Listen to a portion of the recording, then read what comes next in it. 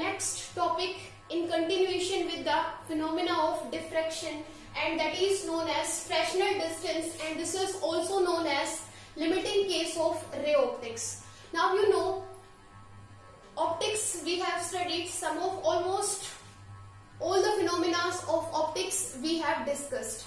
Now students, you are aware that we study optics under the two phenomena or two methods. First is ray optics and second is wave optics. So you know optics is studied under two methods, and first method is ray optics and second is wave optics. Optics is studied under the method of ray optics as well as wave optics.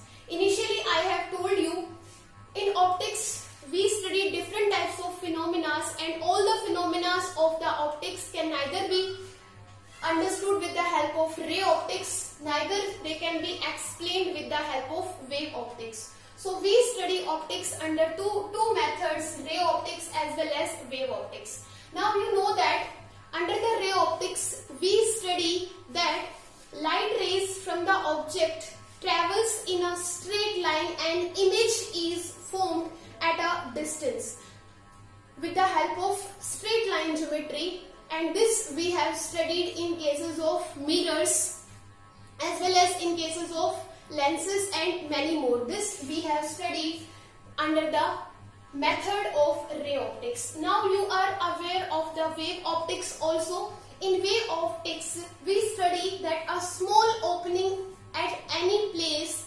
becomes larger and larger, because you know waves traveling from the opening spreads and waves penetrate into the shadow of that opening. This we study under the wave optics, and that's why we have resolution problem, and that's why we found opening of a circle on the screen as a larger opening. That is the case that we study under the wave optics. Now the most important question before us is, suppose we want to find out the image formation.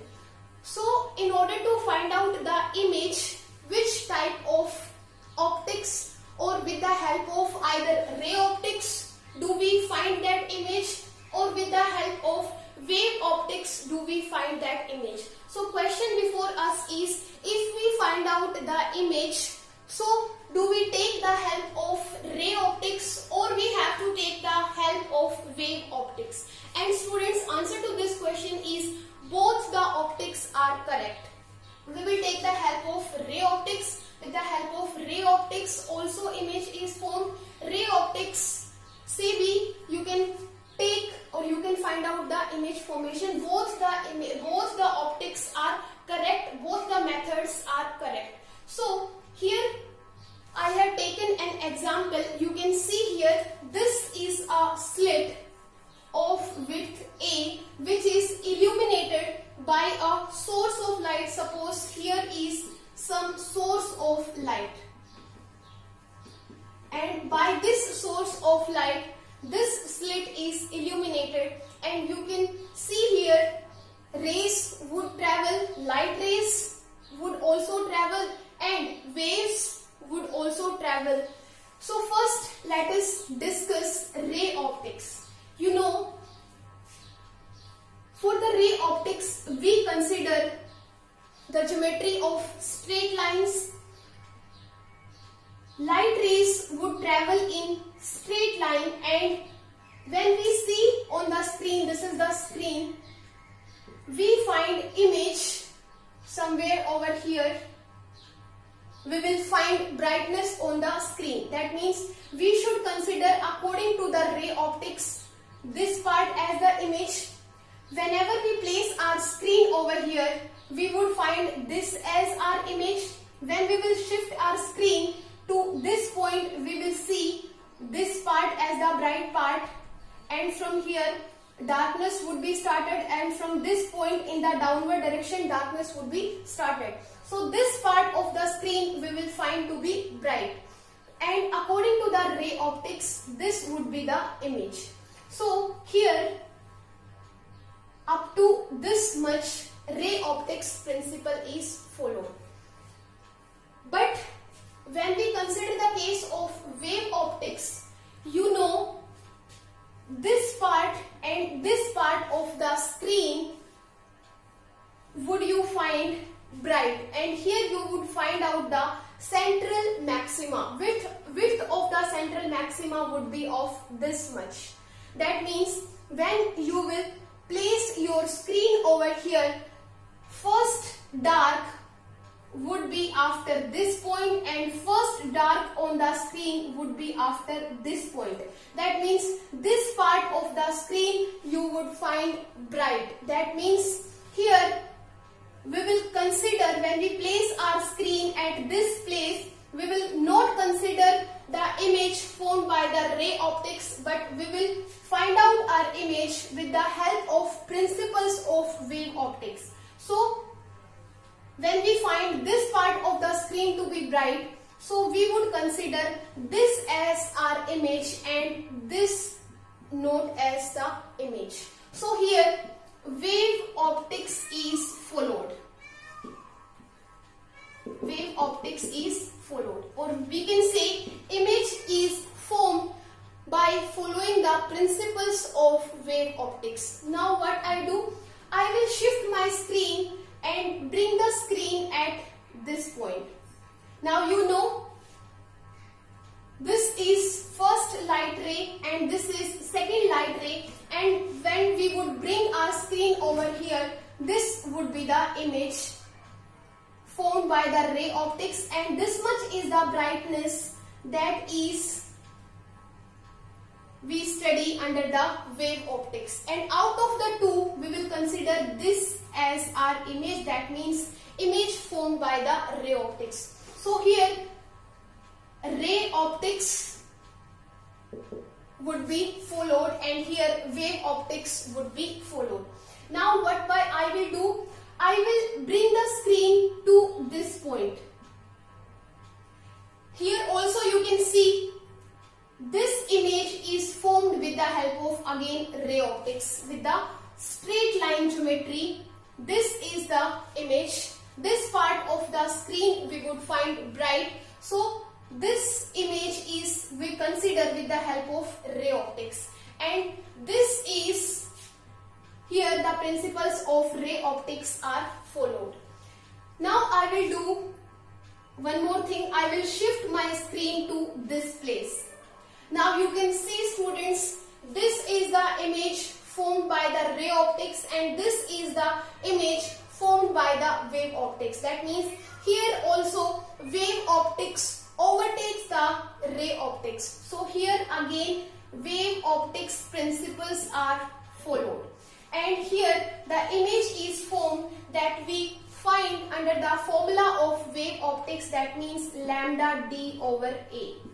This you have studied in the diffraction method, diffraction phenomena we have studied in the last lecture. So I want to tell you that this much is the distance, up to which we will find out our image formation with the help of ray optics. But after this distance, the image is formed with the help of wave optics, or you can say after this distance, wave optics would dominate the ray optics. So up to this much of distance, we can find out our image with the help of ray optics with the help of straight line geometry, and after this much of distance, image would be formed with the help of wave optics. That's why I have told you in the starting कि image formed by the ray optics is also correct and image formed by the wave optics is also correct. But initially you can find out the image with the help of ray optics, but as you go beyond that, beyond larger distances, then the image would be formed with the help of wave optics, because you know waves travel and after some distance waves started spreading and penetrates into the shadow. Then we follow the principles of image formation by wave optics, and this small distance is known as Fresnel distance. So Fresnel distance is defined as the minimum distance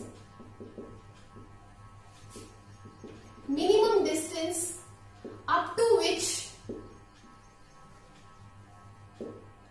to which image is formed by the ray optics,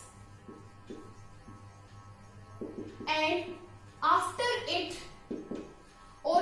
this distance wave optics take over, or wave optics dominate. So this small distance is known as Fresnel distance, and this is also known as limiting case of ray optics. Why limiting case of ray optics? Because after this much of distance, image could not be found with the help of ray optics. Image could also be found after this distance with the help of wave optics. Now the question is, how this Fresnel distance could be find out, and on what factors does it depends. So for that, let us understand. We have studied in the last diffraction phenomena that theta is equal to lambda over A. Lambda is wavelength and A is the width of the slit. And from here you may understand, you also know that theta, that means angle, is equal to arc over radius. Now you are also aware of this formula.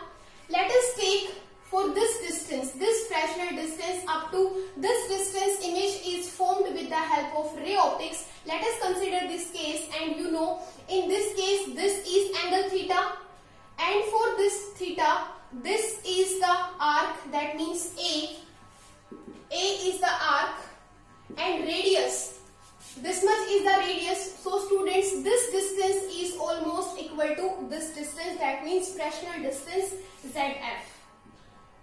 So we have found two formulas for angle theta. One is lambda by A and second is A by Z. So let us equate the two and we will get theta is equal to lambda by A and this is equal to A by ZF. And from here you can find out the value of Fresnel distance, and that is equal to A square by lambda. So this is the formula by which we can understand, or we can find out the Fresnel distance, that is the minimum distance up to which the image is formed with the help of ray optics, and this is also known as limiting case of ray optics. So by this formula you can find out the value, and you may see over here this Fresnel distance depends upon the width of the slit A and wavelength of the light, that is lambda. Let us take one example to understand how can we find out the Fresnel distance, and I am writing the example for you.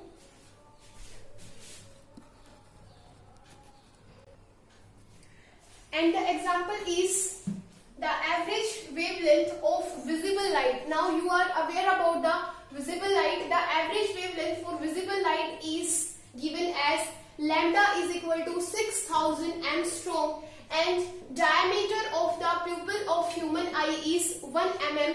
For this we have to find out the Fresnel distance. So we have the formula now. ZF is equal to the A square by lambda.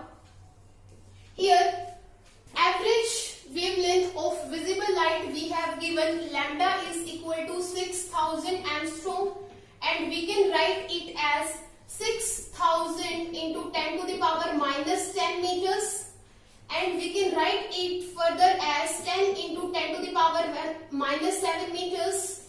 So lambda we have got. Second we need A, and here the dia of the pupil of human eye is like this, that is A is equal to 1 mm, and we can change this 1 mm into meters, so it would become 1 into 10 to the power minus 3 meters. Now we only have to put the values of A and lambda and we will get the value of ZF. So let us find out it. ZF is equal to A square. A square means 10 to the power minus 3 into square divided by lambda, and lambda is 6 into 10 to the power minus 7, and it would be comes out to be 10 to the power minus 6 into divided by 6 into 10 to the power minus 7, and it would become 10 to the power minus 6 plus 7 over 6, and it would comes out to be 10 over 6, and when we will divide it we will get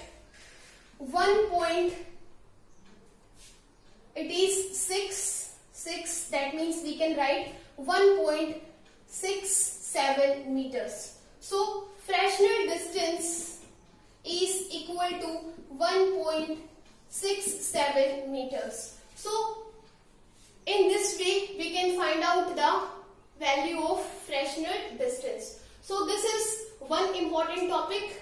In the next video we will learn about the resolution power of optical instruments. Thank you.